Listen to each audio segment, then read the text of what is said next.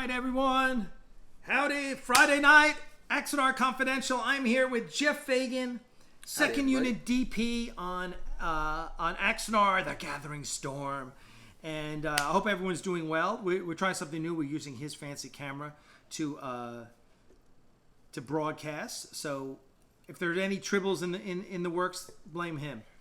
I just use my cheap little cam on the top of my computer. But anyway, so all's good. So we are getting ready for a weekend of shooting here. It's only one day for Axanar. Axanar is shooting on Sunday, and that is going to be me, Garth, shooting. Here's my script here. Look, here's my script. Can you see it? Can you see the words on the page? No, you can't. So I've been learning my lines, and yeah, it's good stuff. Mm-hmm. If I do say so myself, since I wrote most of it. How you doing, dude? I'm doing great. How you doing, Alec? Dude, I love having Geoff here because he's just such a positive person. He's not like, some people who are the fucking grim reaper. It's like, Jesus, lighten up. I had a person today, just to show you the opposite end of the spectrum from Geoff.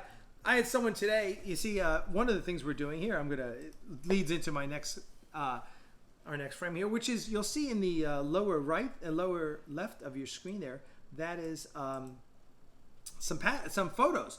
So what we're doing now is we're shipping all the signed cast member photos to people who donate $100 in the Axanar Kickstarter Indiegogo campaign. And the way we do it, as we did it with the Ultimate Patch Collection, is we say, okay, we figure out what's shipping and handling, and we leave us some room, and we say, so send us $10, and you go through the Aries Studio store, so it generates an order. And then that order automatically gets downloaded and into my shipping solution. And boom, I print out a label, I print out a packing slip, and it's off, right?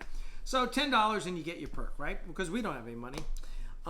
And so today, someone writes me this letter and is like, I'm not paying you $10. I shouldn't have to pay for shipping. I was like, lady, lighten up. It's $10, right? And so, she's like, I'm going to report you for wire fraud. And I'm like, are we talking about a project you donated $100 because you wanted to see Axanar? Now you're all pissed at me because you got to come up with $10? I'm sorry.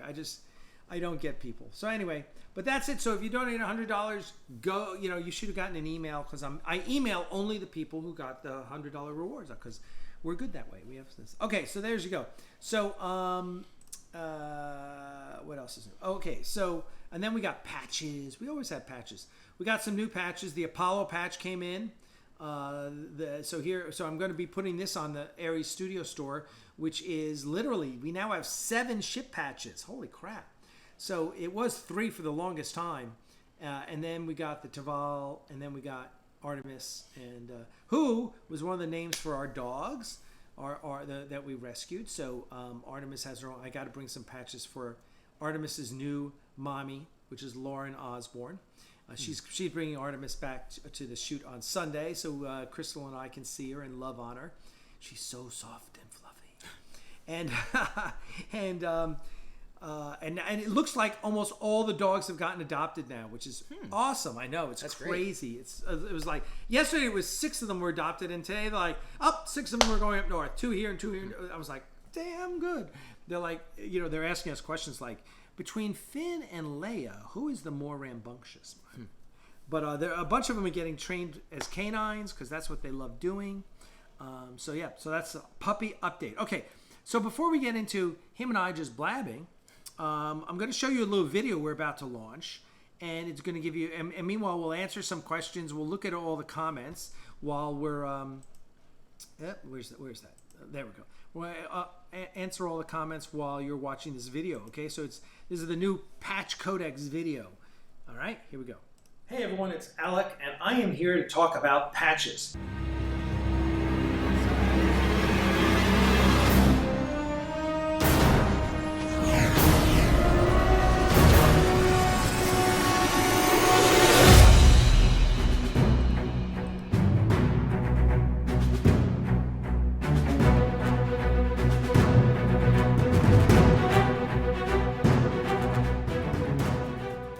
Now, the first patches were for the Prelude to Axanar Kickstarter.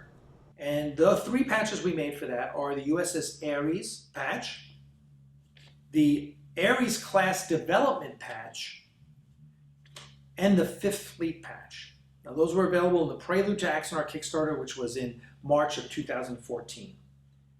After that, we had the Axanar Kickstarter for our feature film, which sadly will never get made. But we've got 2 more episodes coming.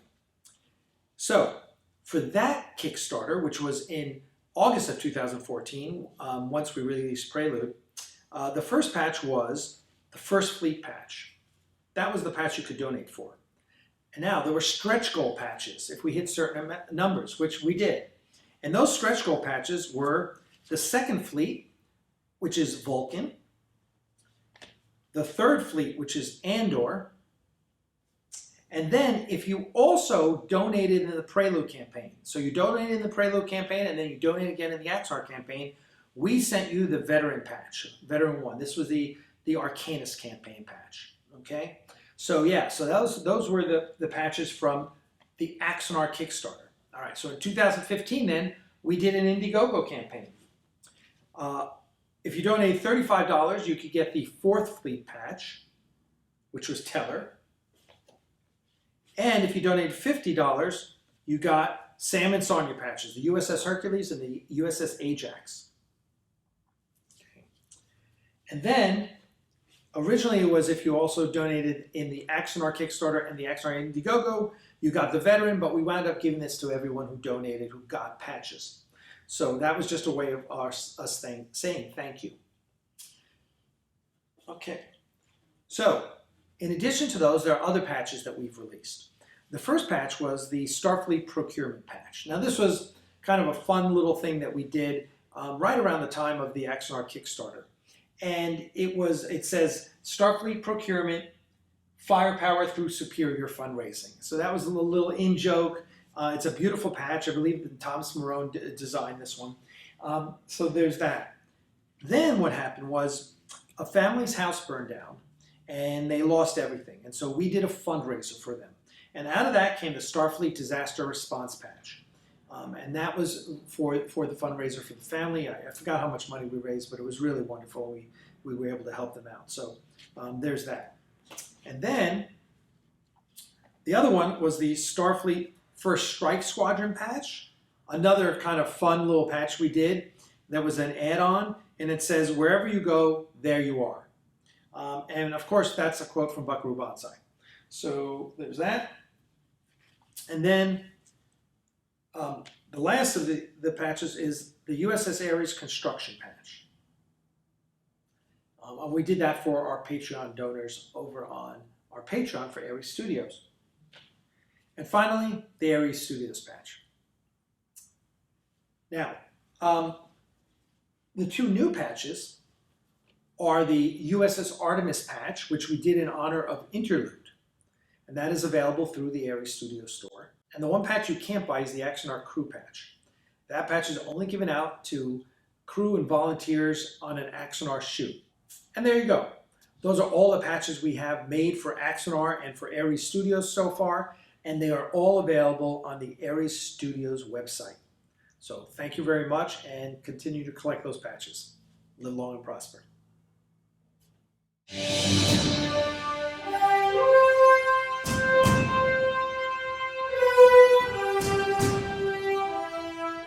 All right, there you go, folks. That's going to go on our site so you'll be able to follow. Ooh, look at that. Another order hits the Ares Studio store. Yeah, so all good. If you're into patches, I'm going to be shooting on Sunday. Geoff, after we shoot the Garth stuff, we're doing the new Axanar update video. We're doing part 2 of the patch video with all these new patches that we've got, and I don't know something. Oh, and a little promo for Ares Studio Store. So while we're at it, let's see. Where were we? I'm gonna. Let me do this. Yes. All right, and now I can see. Now I can just delete you. So I just got this. Those of you are asking about puppies. So here we go. Here, oops. Ooh, that's a little big, huh? Here's Artemis. Paul just sent me this Artemis photo. So she has puppy pink eye. He tells me. I didn't know puppies could get pink eye. Me neither. But I guess so. But here's Artemis. Oh gosh, she is so beautiful. She's such a beautiful dog. Really, just gorgeous. So I can't wait to see her again on Sunday. So there's Artemis. And then I thought I also, so while we're on the subject of puppies, here's a little puppy that's new to our development here, where I'm living. And this is Indigo. He told me I think he said she was 15 weeks, which sounds old because she's so tiny. Mm-hmm. But she's adorable, and she just gave me lots of puppy kisses yesterday. I had my 3 dogs out, ironically. So we were on a long walk, and the kid Travis, he was really nice, and Tristan, and he came over with Indigo here, and so yeah. So we are big on puppies. Big on puppies. So let's get back to our screen here so we can see. Oh, Sci-Fi Nation, $5 super chat. Add this on top of my monthly Patreon and use wherever you see fit, Alec. I'll be ordering from the Aerie store tonight. Thank you, sir. We appreciate that. That is very generous of you because you are a good. Because you're you're awesome. And I saw. Yes. Oh, okay. Here, let me also show you this since you guys know all about it. But sadly, okay, I'm gonna. Here's something you guys need to see. So I know we need new procurement patches, right? So I ordered. Here's the old procurement patch. Let's see if is it. Oh, he's gonna have to adjust the focus there. All right, there. Okay, so there's the old procurement patch, right? So I ordered more of them, right? And this is what we got. Right, and hopefully the difference is pretty apparent. This gold is all washed out, and so fortunately they're really good about it. And there's Pee Wee, and so I'm not selling these. I'm really disappointed with them, especially the leaves, the wheat leaves. Ugh.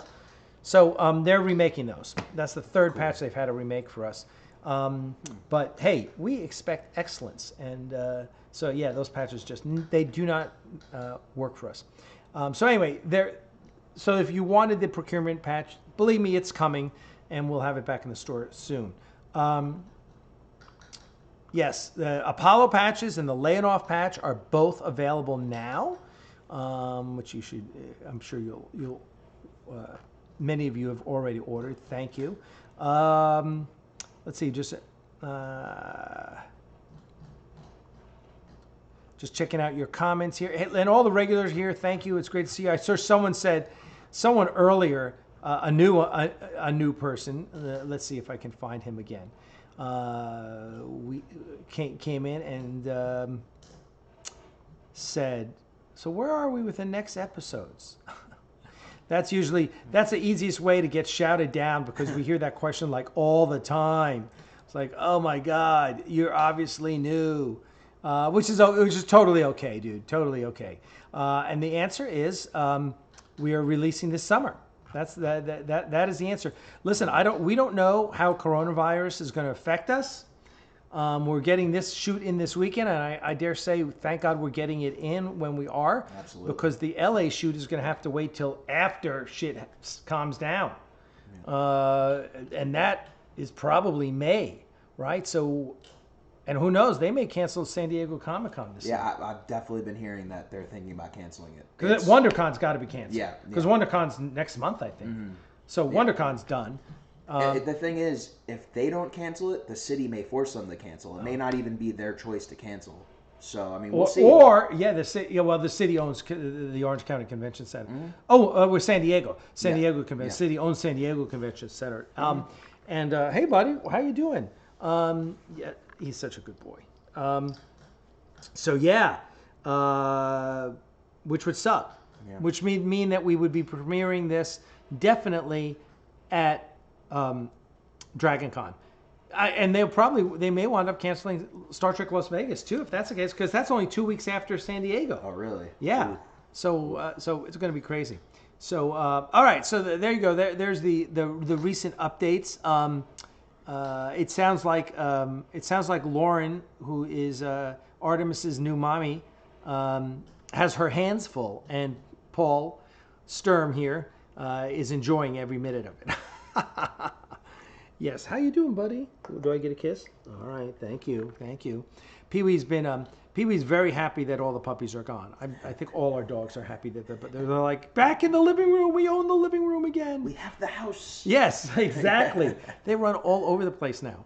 And behind us, you can hear the bunny. The bunny is, he's happy he's downstairs. He's happy he doesn't have to worry about being rabbit meat for a dog anymore. I think I told the story, but the night we brought home Sugar, the mama, the 61-pound Belgian Malinois, and her 13 puppies, Sugar was stalking the bunny.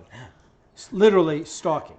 Like, was walking around the cage like this. And I'm like, okay, Crystal, this is not going to work. And so I immediately moved everything into the guest bedroom, which Geoff's staying in now. Awesome. That hole in the floor, that's where the rabbit ate a hole. But anyway, and so I thought the rabbit was safe because we locked the door to the guest bedroom, and the only way to get in was to go through the bathroom and then through the bathroom door to the bedroom. And then I swear a week later I come down and the doors to the bathroom's open. And I jumped down like 5 flights of stairs and I burst through the door to the bathroom, and there's Sugar. I can see in the bedroom has burst through that door, and I am just expecting rabbit parts. I'm like, oh my God, Bugs is dead. And meanwhile, and then I look, and Bugs has this hutch, which you can't really see right now, but you know, it's here. It's a bunny hutch, and it's got 2 levels and a ramp, and it's all gated off and everything. And Bugs is sitting up on the top on the 2nd story, eating his hay, looking at me. You know, he's looking at Sugar like, yeah, what else you got, bitch? And Bugs I was like, oh my God, thank God. Crystal was off working. I was going to have to say, I'm sorry, I buried your bunny. But anyway, all right, so that's it. So FFI editor, $10 super chat. I got my C50T ride home. I want big Axanar patch for jacket. Yes, you are going to get it too. We are working on those patches too. It's been a little rough this week just because I've got so much going on for the shoot this weekend. But yes, we are going to work on those patches and the big ass jackets. So and then also for this summer cut, we're getting. I've already sourced them. I think I showed you guys. We're getting biker vests that are going to say "Sons of Axanar" on the back. Okay. So really cool. That's all good. So yeah. So that's it. So hey, everyone, thanks for joining us for. So here's the big thing. The big thing is Sunday night. 9:00 p.m. The Axanar trailer. We were a little late because I had to talk to Paul about it. The Axanar trailer is going to go live. I've seen it. You've seen it. I've seen it. It's good. Thankfully it's got a good scene of me, which I'm really excited about because I think the other scene I hate. But it's got a good, a quick image of me. Everyone looks great on the bridge. It really looks good. Looks Absolutely. good. And of course the VFX are top notch as always. So we're excited about that. So yeah, that's Sunday night. And so tell us what you did today. Today's Friday, and what did you do today? You got here today, and you went straight to the studio. Yes, I did. So I drove here from Miami today, and Holy shit, Miami! I know. How many hours is that? It was like 10.5 hours. Oh, fudge! Yeah, it was a mission. Oh my God! But I'm here, and so we were doing some prep for Paul, our Fearless Leaders project called Warp, and it's this cool little comedy project that we're filming at Aries Studios. And, you guys will see more about it in the coming weeks, but it's very cool because it's not just, hardcore sci-fi, but it's got a lot of comedy elements to it. And it's from Paul. It's not even softcore sci-fi. But it's great. And Paul showed me some of the scripts, and they're absolutely hilarious. I can't wait to show you guys what we're going to be working on this weekend. It's too good. It's too good. I wasn't expecting this. I don't know if you were expecting this. He says, "Oh, Alec, I need you to play the Admiral, and and it's kind of like supposed to be Garth." Yeah. And so this is kind of like Voyage Trekkers, like there's 3,000 ships in the fleet, and this is the worst one, right? So it's kind of that vibe to it. And he said, "Oh, I said, Paul, I'm getting ready for Sunday." I originally wanted them to shoot on Sunday, so I would have the first shot, but they're shooting Saturday. Okay. I was like, I'm not coming in the morning. I'm not going to be on set until you tell me I'm ready to roll. and it's a lot of improv. It's a couple lines. I'm like, fine, that's it. You just tell me when to be there, Paul, and I'll be there all morning. I'm going to be reading my script here. Which, oh, by the way, folks, this is the script, and this is the lines I have to read that you can, feel free to like freeze it and try and read the lines. But that's my script, which is like 8 pages. I've got so much. It's like, holy shit, Garth talks a lot. It's like, and this script But it's important. It's very important for the movie. I guess. That's why. So there we go. So it's cool. So that's what you did today. And tomorrow we're DPing. shooting all day. Yep, I'm You're DPing. I'm okay. DPing for Warped, and it's an all day shoot, and you guys will see. It's not going to be one full episode. It's going to be a bunch of different short vignettes. So it'll keep you guys kind of on your feet and excited, and we hope you guys enjoy. It's hilarious. If you guys like The Office meets Workaholics meets Star Trek, I mean that's really what it is. Yeah, I would say it's a little bit more on slapstick. More slapstick than Galaxy Quest for sure. But I like if you like that kind of comedy, then this is gonna be like the perfect show for you guys. You guys are gonna love it. It's different. I've never seen something like this for sci-fi, a spoof on Star Trek like this. All right, and then Sunday we're shooting back to Axanar, and we're shooting. We're gonna. What's it? You okay, buddy? We're gonna shoot all of Garth's interview scenes, so it's me on green screen, and which is good. As I told Jeff laughed at me.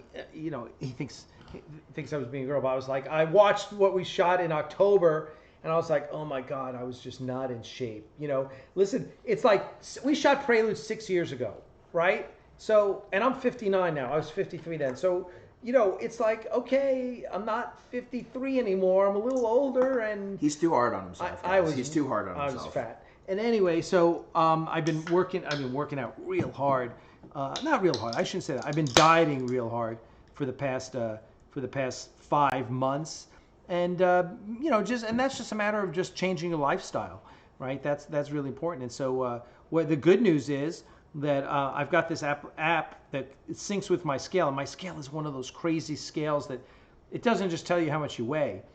It shows you your body fat percentage, your muscle mass, your water percentage, your BMI. It shows you all this stuff. So I don't know if you guys. Anyway, I've got an app on the phone, and fortunately, when I look at it, it's like, here's October, and it's just everything's on the downward trail. So I'm like, yeah. So I can literally see how much better shape I am than I was in October.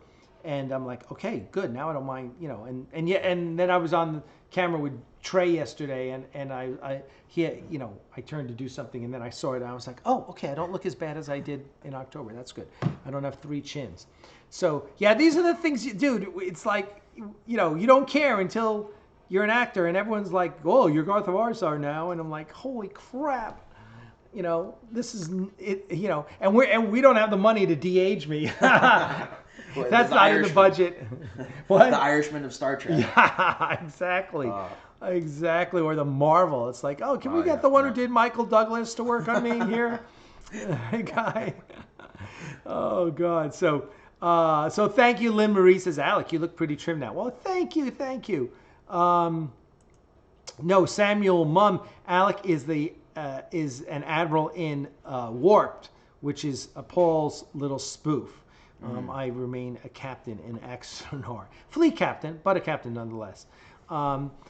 Which is kind of one of the funny things about Axanar. I mean, it happens all the time. It happens today. Someone's like, everyone loves saying Lord Garth, and I'm like, yeah, no, that's not who I'm playing. That's not why I'm doing this thing.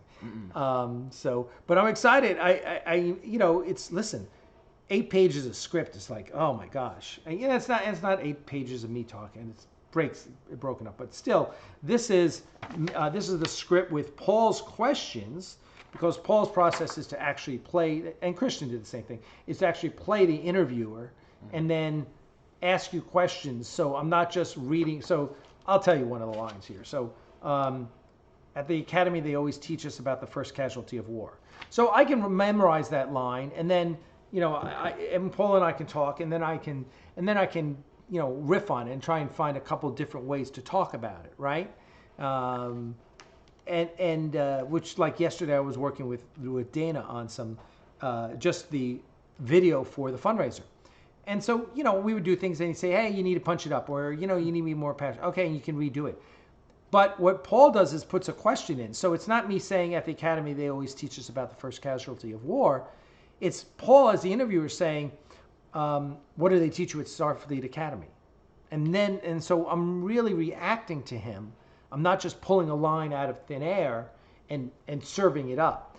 The idea is to get something that's a little more natural, more conversational than, you know, than scripted and delivered. So anyway, that's what I'm doing. Yes, Pee-wee, what's up?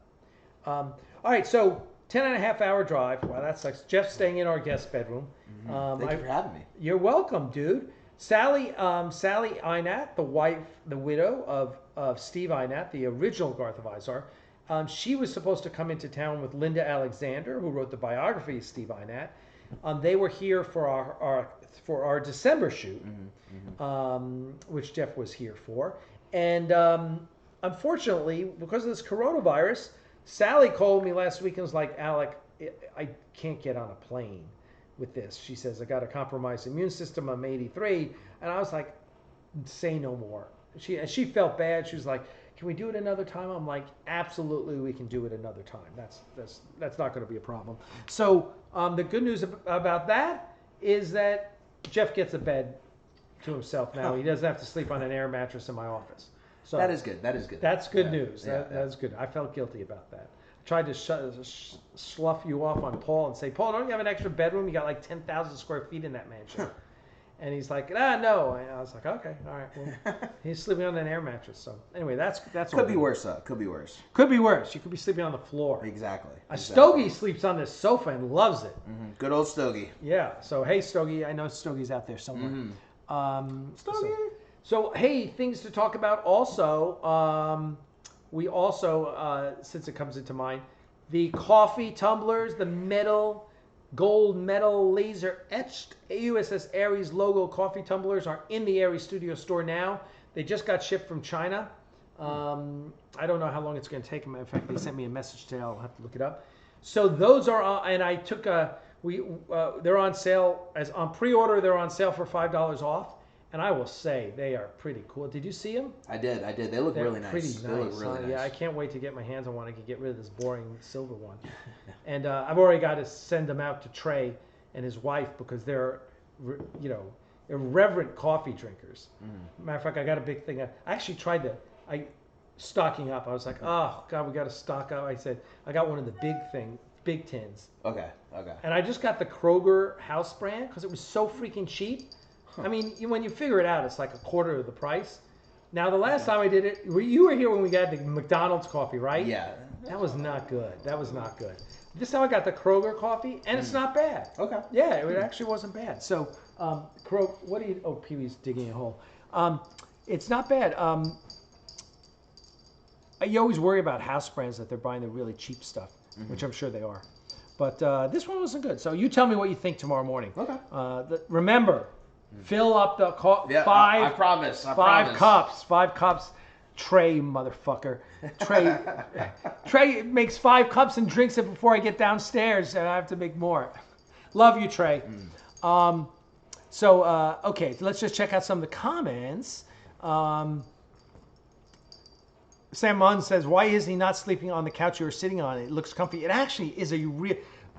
Sometimes when the puppies were down here last week. Crystal would come home from work. She gets home sometimes at 3 a.m. She would get home from work and take care of the puppies and fall asleep with them. And she was like, oh my God, that sofa is so comfortable. I was like, oh. And Stogie slept on the sofa. And Stogie can't stop talking about sleeping on the sofa. I mean, Stogie just loves sleeping on the sofa. He's like, hey, listen, when you go stay at Alex, just sleep on the sofa. You got this. I love it. And I'm like, okay. If that's what you like, Stogie. But it is comfy. It is really comfy. I mean, it looks comfy, doesn't it? It is. Well, I spent a fortune on it. And we've had like 3 foster dogs pee on it. Oh. And the rabbit pee on it. Everyone's peed on the sofa. That's why. So anyway, we got to get it steam cleaned that's why we keep changing the blankets on it. Anyway, Trey says, you never go cheap on a couple things in life. Coffee is one of them. That is true. Mark Paxton, when is the new Axanar film coming out? I'm starting to believe it's never going to happen. Don't believe that, dude. As we've been saying over and over, we're releasing this summer. We're not sure. Hopefully, we were planning on releasing the first half at San Diego Comic-Con and the second half at Dragon Con. Matter of fact, I just emailed Garrett Wang, a Voyager, who is actually in charge of the Trek track at Dragon Con. Oh, wow. Did you know that? No, not at all. Yeah, dude. It's like, I guess they were having problems a few years ago, and Garrett was like, I'll do it. And it was like, he's cool that way. He seans to love the fans, though, too. He does. He loves the fans. He really does. And I've never seen an actor, a star, as energetic with fans as him. And we were at in 2015. We were at San Francisco, the Creation Convention in San Francisco, and JG was there. Robert O'Reilly was there, and Garrett was one of the guests. And I had already talked to Garrett. We had been talking to Garrett. Garrett really wanted to play Chang. Really? He really wanted to play Chang, and I was like, and I had kind of left that up. At that time, that was that. I'm not sure if Christian was still planning to direct at that time, or Robert was the director, and I was like, well, okay. I said, it's kind of up to the director. I don't really want to cast that role. I said, but let's talk about it. And he really wanted to do it. We wanted him to play a Klingon because then I could put him in makeup and people wouldn't see, Garrett Wang. Yeah, also, it would be different. It would Right, definitely be like different. Richard, right? Absolutely. And we had such success with Richard. And so but Garrett wanted to play Chang. And but anyway, he's at his table, and our table was right next to his table. So I saw him all day long. And he had so much energy with the fans. You just watch him, and every fan who came up, he was just like, he was on a scale of 1 to 10, he was an 11. He was so good. And at one point I asked him, and I said, Garrett, I said, I'm just like so impressed. I'm like, you'd love it, man. How do you do it, man? You are on all day. And he goes, oh man, I just take their energy and I surf on it. I was like, that was my response. Yeah. Okay. But he is, you got to watch him. He is amazing. Garrett is an amazing person. And it was really, and I know because I went up to Michael Dorn. And I went up just to say hi and introduce myself. And it was like the total opposite. And I hear he's a really nice guy. And I get that's often difficult. And they do it so often. But, when you're behind the table, when you're a star and you're behind the table and people come up and you're doing it all day long. It gets tiring. Listen, it gets tiring. At least stars, some of the bigger stars, they do like a very limited period of time, like 3 hours, 2 hours, 3 hours. That makes sense. You don't get too tired. You're done before you hit that limit. And the most amazing person ever to do that that I handled. We used to do sports collectible shows with Pete Rose. Okay. Pete Rose was amazing. When you got an autograph from Pete Rose, you got the star treatment every time. Okay. And Pete you could tell Pete when you went up to Pete, you were never rushed, but he knew how much time he had with you. And the handlers were really good, and you always felt like I got my value from that, right? That's great. Yeah, it was great. And my favorite Pete Rose story is one time at one of the shows, not our show, the show we did before ours, he was with a father and son, and they were taking a photo, and the little kid, the kid was like 12, was like standing over here, and here's Pete Rose, and Pete Rose grabs the kid and pulls him over, and he goes, "Come over here, kid." He goes, "I went to prison for tax evasion, not assault." It was great. So I'm Pete Rose for the Hall of Fame. Yeah. I'm all for it. So anyway, that's all good. What else are you working on besides Axanar and Warp? So besides Axanar and Warped, mostly I'm doing documentaries right now. The biggest documentary I'm working on is called Jazz Lives Here, and it's about jazz and its roots in different cities in America. Wow. So how long is this documentary going to be? Well, each episode is about 45 minutes. So it's not just one. And who is it for? It's its own thing, but it's linked with Jazz's magazine. But it's its own documentary. Where's it going to live? Amazon.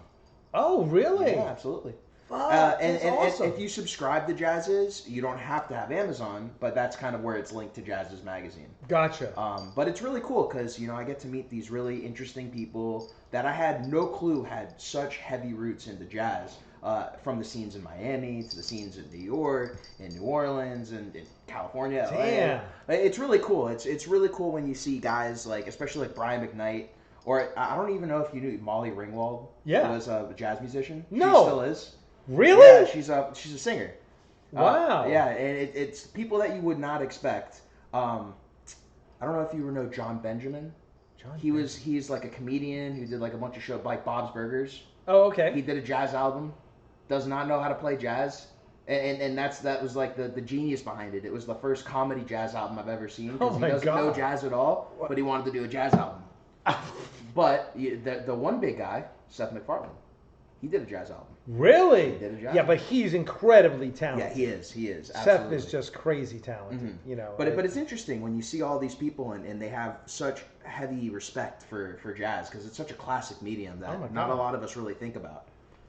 Yeah, I guess yes, we don't, but it is the true American art form. Yeah. Right? pretty It much. is the root of all rock and roll. Absolutely. That and rhythm and blues. It's just, I don't know enough about it. I wish I had taken I could have taken a course in jazz in college because just, There's so much. It's There's so much, and yeah, there's so much, and the more you learn, the more you want to learn, the more you love it, the more you're like, oh my God, that's so that's who so and so is, or that's who And that's really the goal of why we're making this because it's to kind of spread awareness about jazz and kind of its history and make it interesting, not just a boring doc that you kind of sit through and you find out things that you never would have known and you get exposed to music that you never would have heard. So that's why I personally enjoy it because I'm learning a lot about jazz. So it's cool for me and the too. other great thing about jazz is that it was in a way totally non-commercial.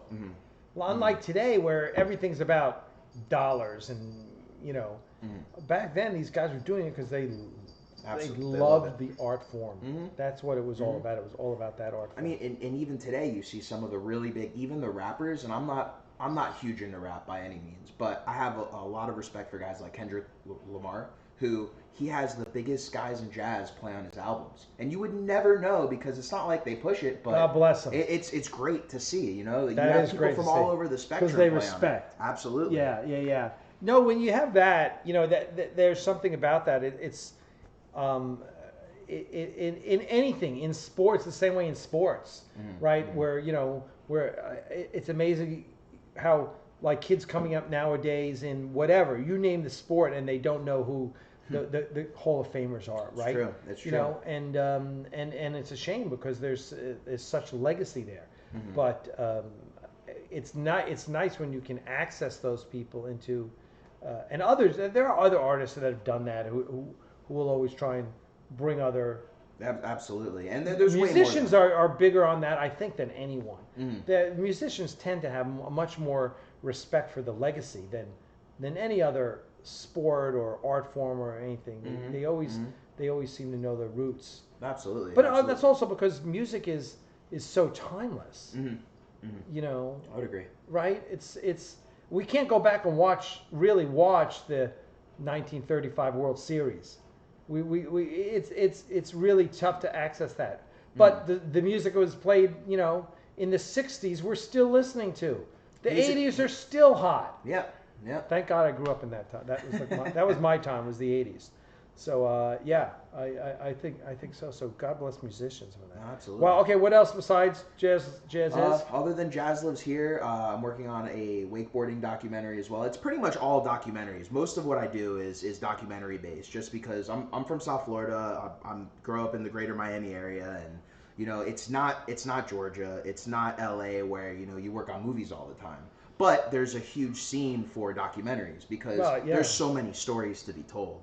And so that's what I like doing personally. I really love finding people's stories and giving them an outlet to tell them. So it's kind of what we're doing. I mean, we're kind of doing that on Axanar in a way. Not only just with Axanar and the way it's being filmed, but also with the BTS that we're doing and kind of telling the story of Axanar, which is what draws me in, which is why I love doing it, because it's my jam. Yeah, You know? no, but that's totally cool. I am like a geek for interview shows now. Like I want to watch them because I want to watch how. Oh wow, look at the way they're shooting that, and like I was watching a show on. Oh, there's a channel. It's not Epics. It's is it Audience Channel?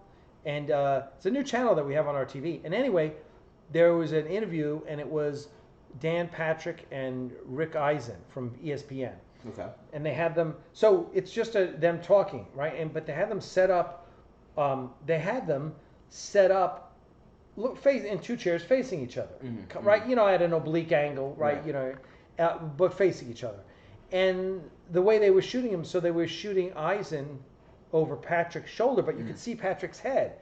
And I was like, oh, that's an interesting. And then they were doing the reverse. Yeah, absolutely. And so I'm going, oh, well, that's interesting. So that's another, you know, and I love it. It's definitely a way to shoot it. Absolutely. It's yeah, and I love like all the shows about shows like Talking Dead. Like Talking Dead does the best formal interviews. Absolutely. Their stuff is brilliant because their backdrops are spectacular, and they're not and their depth of field is really strong. So you see that background really crisp and clear.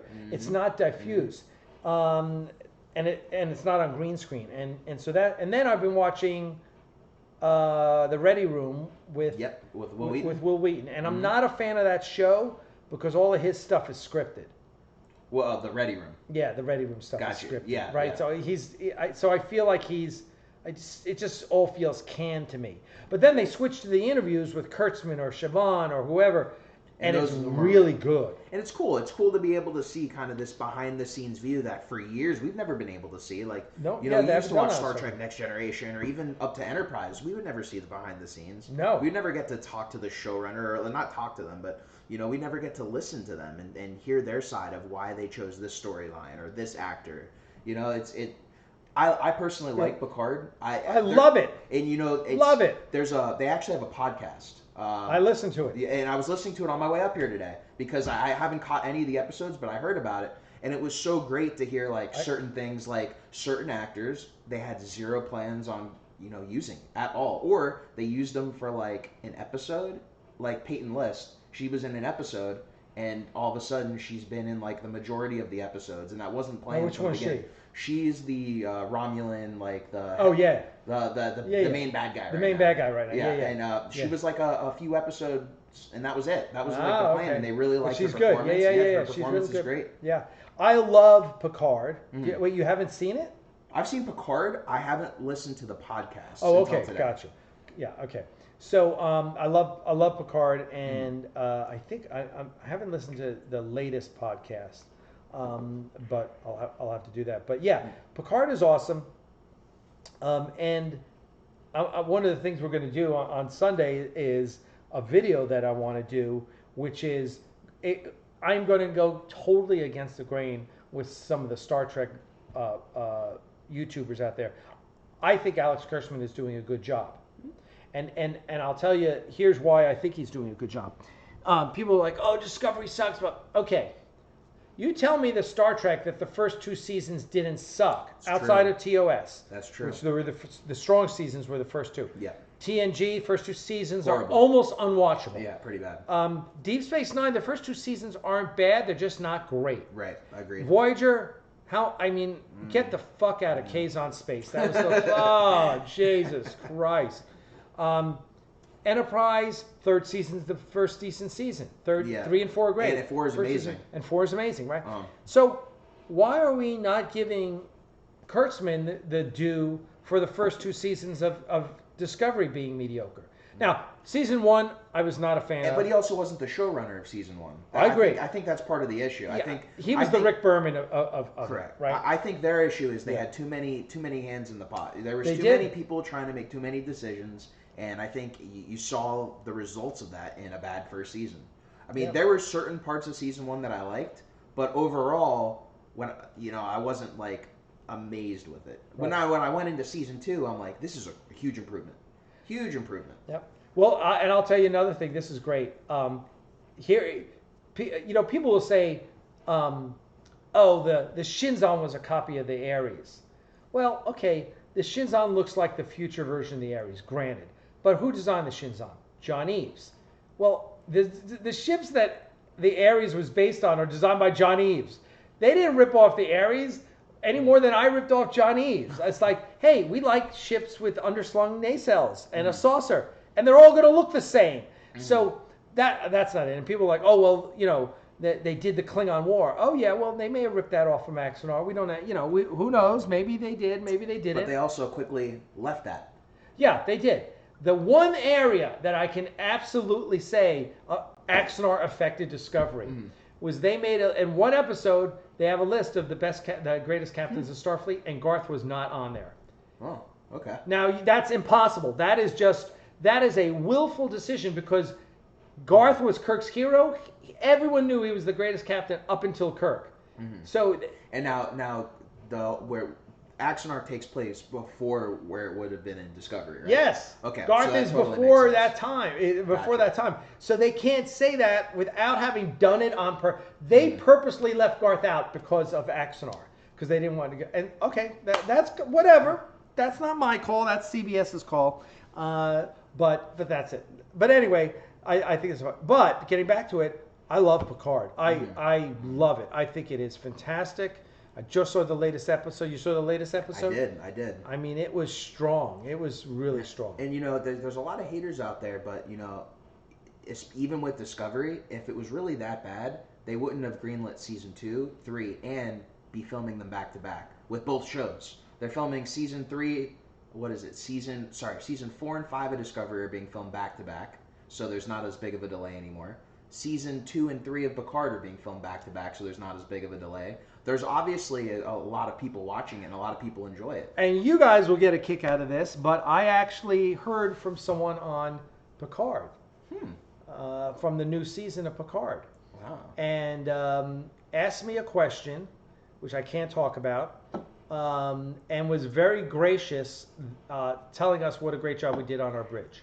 Wow. Okay. And this was a very, very top person. Very cool. And so so that was really, really cool. And and I said, look, if I could do anything, you let me know. I'm a fan. So anyway, it's interesting, and it's I just so the question is, okay, if it's not Star Trek, is Picard good TV? And my answer is yeah. If it's not Star Trek, if you're telling me this is some guy and I don't know anything about him, it's pretty damn good. You're going to give me more backstory, I'm sure. But it's really good TV. Absolutely. So now, and I think if you're trying to argue that with me, I'm like, you're biased, right? That's that's bullshit. It's good TV. Is it good Star Trek? Well, all right. I'll let you decide what you personally like in Star Trek, That's right? fair. That if you don't want that, if you want TNG, I keep saying, if you want more classic TNG and you're disappointed in Picard because it's not like the old show. There's the Orville. Thank you. Yep. It's true though. It's true. But I mean, I don't think we would have had Picard, Patrick Stewart wouldn't have come back if it was TNG. No. We would not have had this show. It never would have happened in a million years. He's not interested in doing that. And now, granted, we're not seeing him in much outside of X-Men, but I mean, look, his turn in Logan was amazing. He didn't have to do anything after that. He didn't have to come back and do Picard. Yeah. I mean, he's getting old now, but he did it, and he did it because he's interested. He's genuinely interested in the character, but if it's different from what he's done. And that's one thing I'm learning a lot, and so I respect his decision. Do I agree with everything? No, there's certain things I wish happened in Picard because I was such a TNG fan, but at the same time, I respect it. I get it, and I know that if they didn't go this direction, we wouldn't have it. Absolutely. Oh my God, Pee-wee's hair is all over me. I agree. And that's what people need to understand is that artists, whether they're actors or directors or writers, they don't want to keep doing the same thing. And and so many, that's why you don't have all the writers from TNG or Deep Space Nine or doing the same thing. I mean, you want to do something different. You want to put your own name on something. Yeah. I tell people, look, if Brian Fuller had done Discovery, it wouldn't have been like this discovery, but it wouldn't have been like what you wanted, which was more the same old, same old. Yeah. If you want more of the same old, there's this little project called Axanar. That'll give you classic Star Trek, but in a I'm cool producing that. That doesn't bother me. Let the pros do the great Star Trek. We have not been paying attention to all our wonderful fans because we're having too much fun. Let's see. I guess that's Stogie who's posting his Axanar there. Yes, please watch Trey's live streams. Please watch Trey's live. Also, all of you should also be subscribing to Axanar Live YouTube channel because that's where we do everything but Axanar Confidential lives on Axanar Live. Okay, so when we do morning streams or Axanar After Dark or that'll all happen on Axanar Live. Now, Sunday we'll be here. Sunday we'll be here for the release of the trailer at 9 o'clock. There's 7 o'clock to 9 o'clock. We're going to be doing a pre-show. That may be Trey. Trey may be doing the pre-show. We'll see how late we go. We may be out eating dinner at that point, or we may have eaten already, and I'm trying to get actors from Axanar to come on. Geoff, when are you leaving? Monday, right? Okay, cool. So you'll be here. You'll be here. Geoff will be here. We'll have more people doing it. So. And I'll be able to man the camera this time instead of just being here. There you go. No, you could be here. I'll be here too. Sci-Fi Nation, another $5 super chat. Tell everyone how you replace towers with tablets, Alec, for the bridge console. Yeah, listen, we ripped out all the computers on the bridge because it was sucking up so much power. And the amazing thing was we went from like 200 amps to like 28 amps power because we used Raspberry Pis, which is basically a little circuit board. It is basically, it's crazy, these things. It basically has a memory card, it has a Wi-Fi connector, it's a USB port, and a little circuit board. Now, in the captain's chair, those are Raspberry Pis too, or are they tablets? Those are little tablets. Yeah, because I thought they were little tablets. Yeah, those I are heard little they can charge separately, and it looks really cool. It's like next level. It's so high tech. No, they look great. Yeah. So so but we just don't have a string on the bridge like they did in the original. You remember that? String. Dude, at one point, Kirk and Spock are underneath the console and there's a circuit board there, and it like has transistors and string. It was awful. Yeah, it was awful.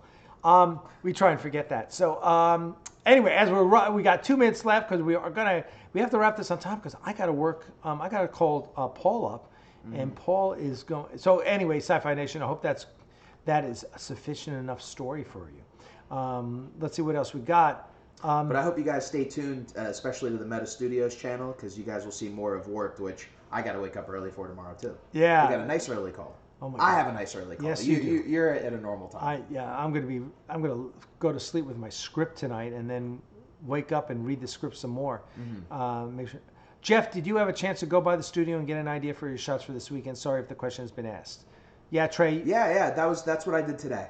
Today I worked with Paul. And we went through the shot list, more for Warped than for Alec's shot, because Alex, it's his interview. Like I'm not going to go super into it, but we know exactly what we're doing with Alec's shot on Sunday. But for Warped, there's so many different shots, we didn't have a choice. You have to do a little bit of pre-production, which is what today was. That's why I came here today early. So thank you for asking. All right, I'm looking in, see any other really pressing questions there. Yeah, some of you guys can talk about intelligently about pies. Okay, so there's Reach Films, which is Geoff's channel. Make sure you subscribe to Axanar Live, the Axanar Live channel. Stogie, make sure you put Axanar Live in there too. And listen, and one of the best things you can do to support us, guys, is go to the Aries Studio store and buy some swag. We keep stocking that with cool stuff. We've got new patches. I just put autographed photos, so if you want an autographed photo of me, which I will personalize to you, it's only, I think it's $10. I mean, come on, it's cheap. We've got the autographed photo of me and Commodore Singh, Raj Kala. Those two went in the store. The laying off patch, the Apollo patch, and then the coffee mugs. So we got coffee mugs, we got coffee tumblers. Lynn Marie says, Alec, what's your preferred way to learn your lines? Osmosis. I sleep on it, and it just drifts into me. That's the preferred way. But that doesn't work. So the preferred way, so you actually have to read your line. So anyway, it's all about, people, when you have a line, it's not about going no battle. At the academy, they always teach us about the first casualty of war. At the academy, that's not what you're doing. What you're really doing is you're looking at the line. The first thing, you read the line, and then you just read it again, and you try to understand the context.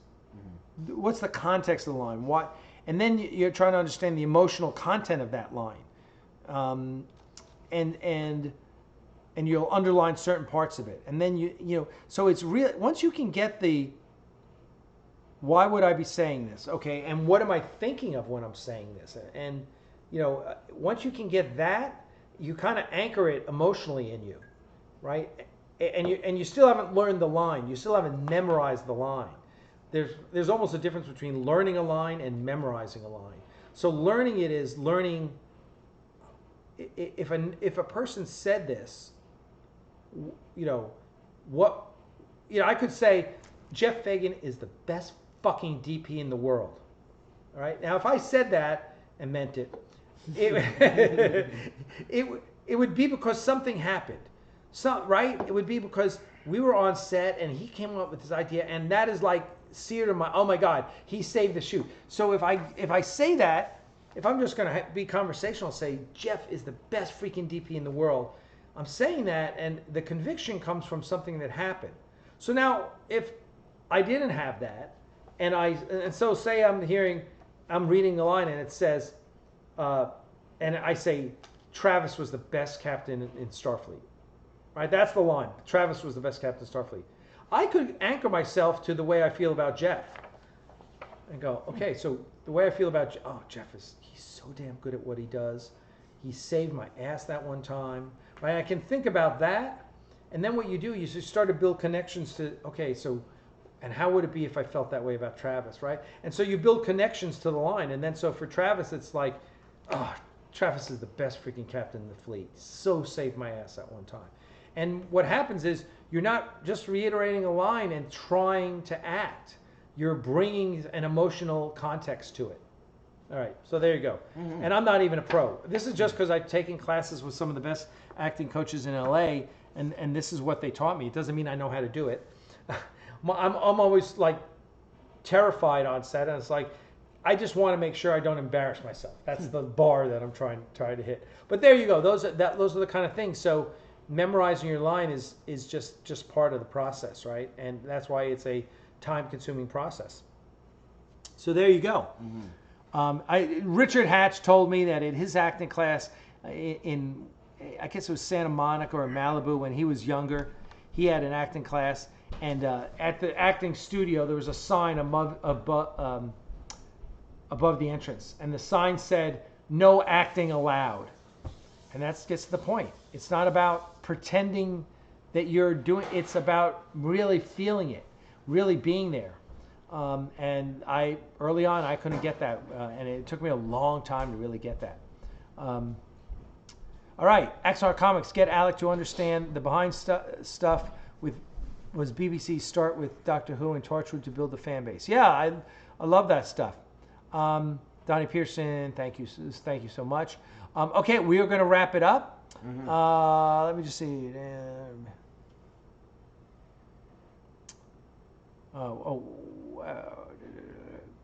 You're welcome, Lynn Marie. Thank you very much.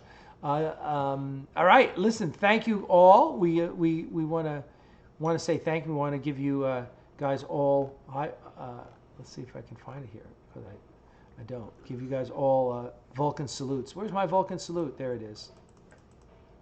There we go. Thank you very much. Thank you guys for joining us tonight. We appreciate it. Yeah, as always, thank you. We will see you all Sunday, hopefully. Sunday 7 to 9 will be the pre-show, and then the trailer goes live right around 9 o'clock. We'll go live at 9 o'clock, and then we'll introduce the trailer. Please go to the Aries Studio store and buy something. That would be awesome. And we've got so much cool stuff that we're putting in. We'll get back to you on the jackets and the big patch jacket patches and all. And we're going to go to bed separately.